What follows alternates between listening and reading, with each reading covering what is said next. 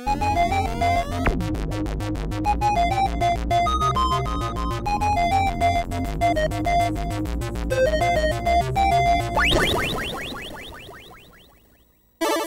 and Robots, episode 153.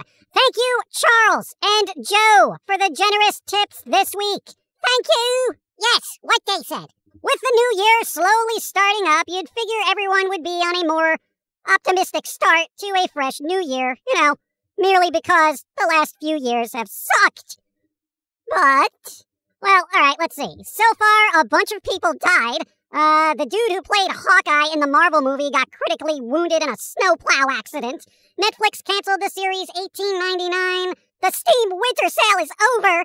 That should be year-round, honestly. And everyone seems to be complaining about just the Chainsaw Man anime, apparently, which does not adhere to the manga very well, allegedly. Yeah, well, apparently some fan got bent out of shape enough to start a petition to have the series completely redone with a new director or something. I don't know. First world problems, I guess. Well, what if the anime is so far off from the manga that it's just really bad? I guess, but, first world problems. Speaking of problems, I watched Black Adam. Oh, God, yeah. We caught up on some DC movies since we have temporary access to HBO's streaming service. We got to watch James Gunn's Suicide Squad, The Batman with Robert Pattinson, and Black Adam. All of which were a waste of time. I did like that there was a Pixie song in the Suicide Squad, even though it wasn't used well. All right. Here's the thing. James Gunn did fine with Guardians of the Galaxy, but honestly, his version of the Suicide Squad was just a barely coherent slow-mo music videos strung together to create a barely interesting story.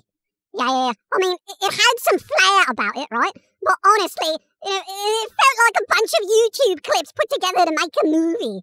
Yeah, I mean, the actors were fine, but the characters were barely fleshed out, which makes me not care about them, at all.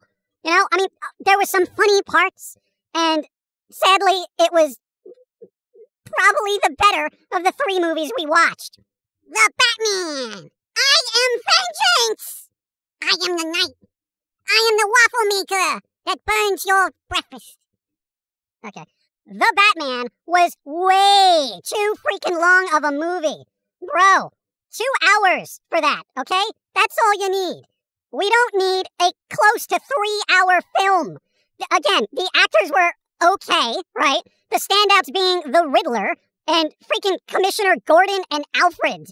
But generally, the story didn't really drag me in as much as I would hope. But, God, do I really gotta see Bruce Wayne cry about his parents for, what has it been, 80 years now? Yeah, for long-term Batman fans, right? It's rather hard to make all that interesting again, It's like, we've seen it, right? We've been here before. I thought it was well shot, and most of it was good, but it was kind of sleepy time at certain parts. Yeah, whatever. It was like a 3.5 out of 5 for me, considering. Not bad, but it's kind of samey. Also, for those who thought the car chase was epic, watch more movies, okay? I pretty much fell asleep on it. It was so boring. But then there was Black Adam, which unfortunately comes off as a cliched, dumb, summer fun movie with a script that was just so middle of the road I did not care. Kind of the theme for films now, isn't it? Just have some generic plot and action sequences with, nothing ever emotionally grounding the characters. I did not care about the movie at all. Yeah, I mean, and here's the thing. I can't even say these movies were actually terrible. They weren't bad, but they weren't good. They were just meh. And I've said this before with certain Marvel movies like Thor, Love and Thunder, Eternals, and all of that. There is nothing worse for an audience than leaving a movie and walking away saying, It's like leaving in indifference. You don't care either way. It's forgettable. Just like the characters in the Black Adam. There was, not Doctor Strange, not Ant-Man, and not Storm from the X-Men, and Harvey Birdman. Oh, God. Yeah, honestly, I would correct you, but I don't even remember those characters' names. Like, seriously, I have met cashiers more memorable than the characters in that film. What the hell? Again, filmmakers, young and old, yo, you got to get your audience to care about your characters. You really do. If you can't do that, no one is going to really connect with your work. Please. You know, I kind of felt that way about Thor, you know? Like, I was interested in his story, you know, for quite a bit. And then, you know, the last few films, he was all like, oh, I'm dumb Thor now, and I'm having a tiff with me axe. You know, it's embarrassing, honestly. Yeah, seriously. Well, but the other thing we got to watch, which was a bit more sophisticated in its character development and whatnot, was Only Murders in the Building, with Steve Martin and, you know, Martin Short, and Selena Gomez. Yeah, I mean, that was actually pretty good. So, for people who like developed characters and a bit of humor with their murders, I mean, even the side cast of residents in the building brought more to the show than the supporting cast in the DC movies we just talked about. You are not wrong, and I would recommend giving it a watch. We watched both seasons. Yeah, and a third one is being made, so that's something. But, you know, all in all, I really feel like I wasted my time on those 3 films, but did enjoy Only Murders in the Building. It's on Hulu, and Martin Short is awesome. Hey, you know, my favorite episode from the whole 2 seasons of that show, right, was the deaf episode. That was rather unique. Yeah, for those who don't know, there's a deaf character in the series, and one of the episodes focuses on their perspective, you know, during the story, which was fairly amazing as sound work goes. You know, it was fresh, it was new, and it was actually interesting to watch. It is rare that a show catches my attention by limiting my sensory input to tell a story. Exactly. So, good job, whoever worked on that. Good work. And whoever worked on Black Adam and Suicide Squad, go sit in the corner, okay? And whoever worked on The Batman learned the limitations of human attention spans. 3 hours is way too long to be bouncing around sad-faced Batboy! Stop crying! God. Catwoman was alright, though. Whatever, dude. The Batman wasn't bad, but it wasn't great. Unfortunately, it all starts getting good when things are inevitably ending, which is just such an odd pacing. Right? You know, whatever. I don't care. I guess it just didn't click with me for whatever reason. I don't know. But the new Evil Dead Rise trailer looks amazing. So, there is hope for film. It was so creepy, it scared the glasses off of me and then everything got blurry. Yeah, you know, it did look downright creepy, you know? So I will give that a watch, for sure. You know, the Evil Dead trailer, right out of the gate, okay? First impressions, even if the movie is somehow awful, right? The visuals, atmosphere, and presence of the characters will still be more than enough to keep me entertained throughout the majority of the film. You pulled that out of a 2-minute trailer, did you? Yes, I've watched a lot of movies, and each film has a tone or feel, and I know when it'll click. Did any of the trailers for Suicide Squad, Black Adam, or The Batman click for you? No. Then why did you waste your time watching any of them? Sometimes I like to make sure my crap radar still works, okay? It does. But you said they were okay movies. Not bad, but not great. Yeah, and here's my thing, okay? New Year's resolution. If the movie is just mediocre to me, it sucks, okay? I'm not wasting my time on middle-of-the-road crap when there's a lifetime's worth of other things I could be watching or listening to. So hey, crap filmmakers, stop making mediocre garbage. I'm not watching them anymore. I thought the Batman was better than mediocre. Slightly above mediocre, okay? Still not great. Okay, alright, and what is a great film to you then? One that I remember and actually want to watch again. Like, when was the last time you watched a movie that was so good you wanted to go back to the theater and see it again or replay the VOD? Wow, you know, it's been a while, honestly. Exactly. I rewatched Doctor Strange in the Multiverse of Madness because watching Scarlet Witch smack down the interdimensional Walmart Avengers is always horrific fun. Oh yeah, speaking of horrific, Matix Ressurections. Oh my God. Oh, mate, please say you didn't watch that pile of Trek. Yes, I did. Why would you do that? I have no idea. But here's the thing. The cast did what they could. But my God, you can't reskin Agent Smith and expect people to just accept it. Hugo Weaving or nothing. Agreed. Neil Patrick Harris was good in the film, but yo, that script was pulled from the darkest bargain bins of fan fiction. Like, there was potential there in the premise, moving things forward and whatnot, but it just felt like no one cared enough to even try to make it interesting. Matrix Revolutions was a masterpiece by comparison.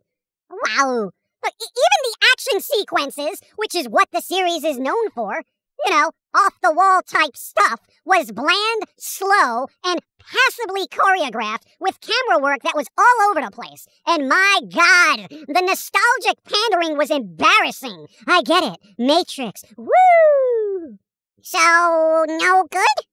It's like someone gave a high school drama club a Hollywood budget, okay? Not good. If you want to expand the Matrix stories and all that, animation. But you need that love, death, and robots quality at this point, okay? Animatrix was the poop. Yeah, that worked really well. Yeah, but I guess that vibe for the franchise was still there when that came out, It wasn't just a bunch of nostalgic callbacks to things that were better than what I was watching. All those flashbacks just made me think, why is this not marginally as good as the worst film in the original trilogy?